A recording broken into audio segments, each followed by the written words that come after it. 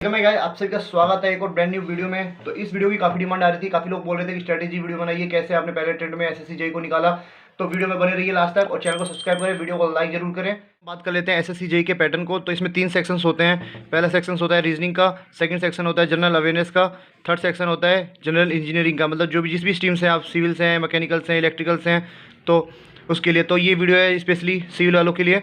तो सबसे पहले मैं बता दूं कि इस रीजनिंग के 50 क्वेश्चन आते हैं, 50 मार्क्स के होते हैं, पर क्वेश्चन 1 मार्क्स का होता है। अवेयरनेस में भी 50-50 का होता है, मतलब एक क्वेश्चन 1 मार्क का।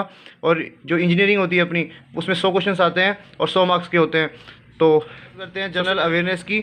तो उसमें कुछ टॉपिक्स हैं जैसे कि करंट अफेयर्स, ये स्टैटिक जीके हो गई, साइंस हो गई, स्पोर्ट्स हो गई, बुक्स एंड ऑथर हो गया, इंडियन इंपॉर्टेंट स्कीम्स हो गई, फिर जैसे कि people in the news, history, culture, geography, economics, awards and honour.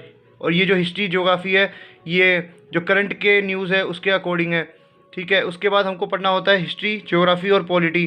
और इसमें सबसे इंपॉर्टेंट है पॉलिटी, क्योंकि पॉलिटी के 3 से 4 क्वेश्चन हर बार देखने को मिलते हैं। तो जनरल अवेयरनेस के बारे में मैंने एक डिटेल वीडियो बना रखी है, तो आप उस वीडियो को जाकर अच्छे से देख सकते हैं। तो अभी इस वीडियो में हम बात करने वाले हैं जनरल इंजीनियरिंग के बारे में, तो कि कैसे आप इस स्ट्रेटेजी को फॉलो करके 70 मार्क्स आराम से ला सकते हैं।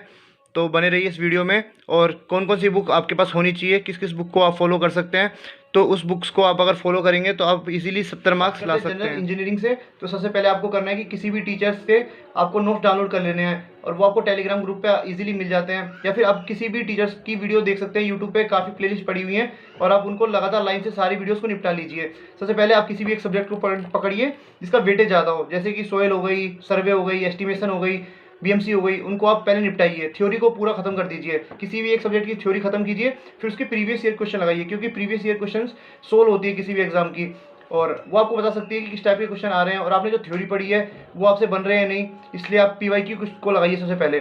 तो पीवाईक्यू के लिए आप यस मास्टर की बुक ले सकते हैं। अगर आपने अभी तक कोई भी बुक परचेज नहीं की है तो आपको यही बुक परचेज करनी है, क्योंकि इसमें जो एक्सप्लेनेशन दिए हुए हैं वो क्वेश्चन के जस्ट नीचे दिए हुए हैं। तो कई बार हम क्या करते हैं कि अगर क्वेश्चन हमने सोल्व किया, वो कुछ हमसे बन जाता है, तो हम आगे बढ़ जाते हैं, स्किप कर देते हैं उसके सॉल्यूशन को। लेकिन इस सॉल्यूशंस में, इस बुक में ऐसा दिया गया है कि अगर उसके रिलेटेड कोई भी चीज़ होती है वो हमें वहीं पे लिखी मिल जाती है, तो हम ना चाहते हुए भी उस पर हमारा ध्यान चल जाता है। इसलिए आप इस बुक को फॉलो कर सकते हैं। और अगर आप बिगिनर हैं तो आप केवल पीवाईक्यू को 10 बार लगाइए, एक किताब को 10 बार पढ़ें, वो ज़्यादा फायदा करती है। क्योंकि अगर आप 10 किताब को एक बार पढ़ें तो उससे आपको कुछ याद नहीं रहता। इसलिए आपको क्या करना है कि एक ही किताब को कम से कम 10 बार लगाना है। और अगर आप पुराने एस्पिरेंट हैं, आपको थ्योरी अच्छे से आती है, बस आपको क्वेश्चन की प्रैक्टिस करनी है, तो आपको क्या करना है कि ये यूथ की बुक आती है, इसमें काफ़ी क्वेश्चन हैं।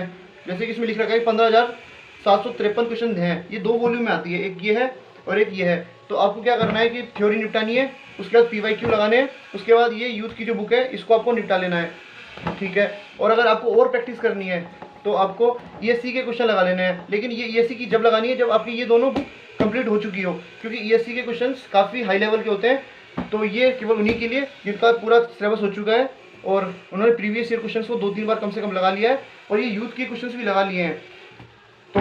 तो और अभी बात करते हैं, तो एक बार जब ये आपकी बुक लग जाए, सारी प्रीवियस ईयर क्वेश्चंस आपने लगा लिए, और जब एग्जाम के लास्ट के 1.5 से 2 महीने बचे, तो आप एक चीज़ कीजिएगा कि टेक्स्ट बुक के पास ले लीजिएगा और उसके टेस्ट देते जाइए लाइन से। मार्क्स मत देखना कि कितने आपके मार्क्स आ रहे हैं, बस आप देते जाइए। मेरे भी कुछ ज़्यादा मार्क्स नहीं आते थे, 35 से 40 मार्क्स आते थे, 45 मार्क्स आते थे, और हाईएस्ट आते थे तो 55-60 आते थे मेरे टेक्निकल में। एवरेज था मेरा 40 से 45।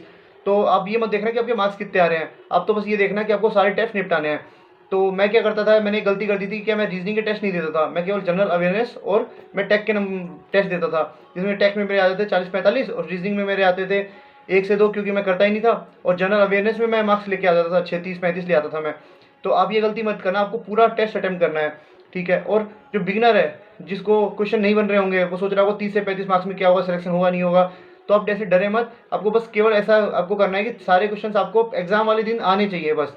तो आप क्या करना कि जब एग्जाम हो जाए, जो आप टेस्ट दे रहे हैं टेक्स्ट बुक पे, वो अगर जब खत्म हो जाए तो उसको सारे आंसरों को आपको बैठ के याद करना है, सोल्व करना है, प्रैक्टिस करनी है अच्छे से। रीजनिंग के लिए, तो रीजनिंग के लिए सबसे पहले आप किसी भी टीचर्स की यूट्यूब पे प्लेलिस्ट को फॉलो कीजिए और उसकी वीडियोस को देख लीजिए। उसके बाद बात आती है प्रैक्टिस कैसे करें। तो प्रैक्टिस के लिए आप ये बुक को फॉलो कर सकते हैं। ये यस मास्टर की रीजनिंग की बुक है, इसमें सारे प्रीवियस ईयर के क्वेश्चन दिए हुए हैं। तो इस बुक में मैंने मंगवा तो ली थी, लेकिन मैं सोचा कि रीजनिंग में तो मार्क्स आ ही जाएंगे, लेकिन ये मेरी गलतफहमी थी। मेरे 30-80 मार्क्स आ पाए, और मेरे बाकी दोस्त हैं जिनके 46, 48, 9 मार्क्स भी आए हुए हैं।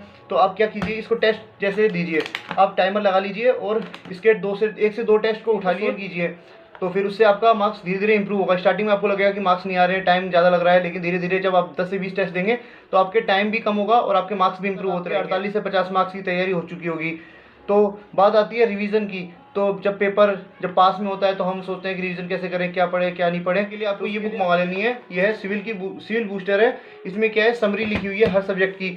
तो इसमें और इम्पोर्टेंट जितने भी फॉर्मूलेज हैं वो इसमें मेंशंस हैं। तो ये काफ़ी इंपॉर्टेंट है एंड रिवीजन में। स्टार्टिंग में मंगा के फिर आपको लगेगा कि क्या याद करें क्या याद नहीं करें, तो आप ये स्टार्टिंग में मत मंगाना जब पेपर के 1 से 1.5 महीने बचे हों और आपको रिवीजन करना हो। सब तब ये बुक बहुत काम की है, क्योंकि इसमें सारे फॉर्मूले और कॉन्सेप्ट्स दिए हुए हैं। तो आप इस बुक्स के अपना रिवीजन कर सकते हैं और टेस्ट पे टेस्ट लगाइए, और जो आपको नहीं मिले वो आप इस बुक से रिवाइज कर लीजिए। तो इस वीडियो को यहीं पे ख़त्म करते हैं। कमेंट सेक्शन में बताइए कि आपको ये वीडियो कैसे लगी।